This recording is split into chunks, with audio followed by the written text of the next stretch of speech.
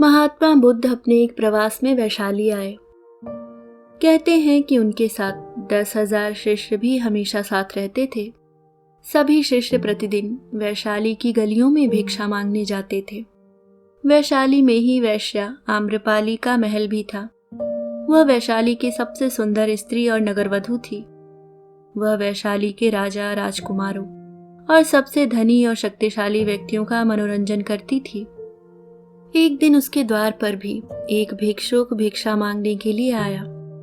उस भिक्षुक को देखते ही वह उसके प्रेम में पड़ गई।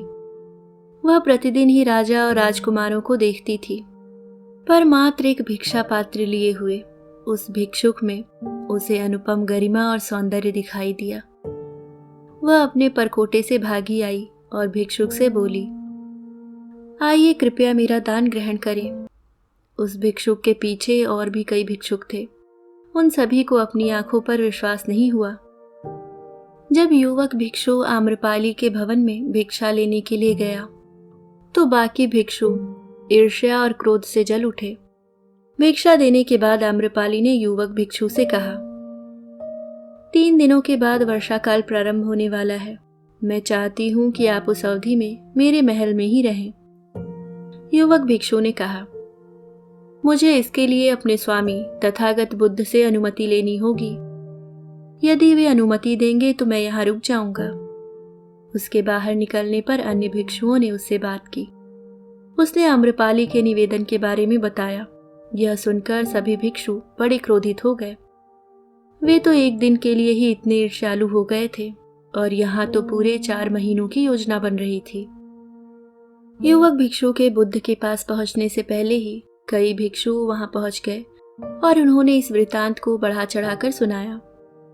वह स्त्री वैश्या है और एक भिक्षु वहां पूरे 4 महीने तक कैसे रह सकता है?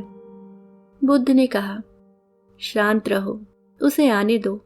अभी उसने रुकने का निश्चय नहीं किया है। वह वहां तभी रुकेगा जब मैं उसे अनुमति दूंगा। युवक भिक्षु आया और उसने बुद्ध के चरण छूकर सारी बात बताई। आम्रपाली यहाँ की नगर वधू है। उसने मुझे चातुर्मास में अपने महल में रहने के लिए कहा है। सारे भिक्षु किसी न किसी के घर में रहेंगे। मैंने उसे कहा है कि आपकी अनुमति मिलने के बाद ही मैं वहां रह सकता हूँ। बुद्ध ने उसकी आंखों में देखा और कहा, तुम वहां रह सकते हो। यह सुनकर कई भिक्षुओं को बहुत बड़ा आघात पहुंचा। वे सभी इस पर विश्वास नहीं कर पा रहे थे कि बुद्ध ने एक युवक शिष्य को एक वैश्या के घर में 4 मास तक रहने के लिए अनुमति दी है। 3 दिनों के बाद युवक भिक्षु आम्रपाली के महल में रहने के लिए चला गया। अन्य भिक्षु नगर में चल रही बातें बुद्ध को सुनाने लगे। सारे नगर में एक ही चर्चा हो रही है कि एक युवक भिक्षु आम्रपाली के महल में 4 महीनों तक रहेगा। बुद्ध ने कहा, तुम सब अपनी चर्या का पालन करो। मुझे अपने शिष्य पर विश्वास है। मैंने उसकी आंखों में देखा है कि उसके मन में अब कोई इच्छाएं नहीं है। यदि मैं उसे अनुमति न भी देता तो भी उसे बुरा नहीं लगता। मैंने उसे अनुमति दी और वह चला गया। मुझे उसके ध्यान और संयम पर विश्वास है। तुम सभी इतने व्यग्र और चिंतित क्यों हो रहे हो? यदि उसका धम्म अटल है तो आम्रपाली भी उससे प्रभावित हुए बिना नहीं रहेगी, और यदि उसका धम्म निर्बल है तो वह आम्रपाली के सामने समर्पण कर देगा।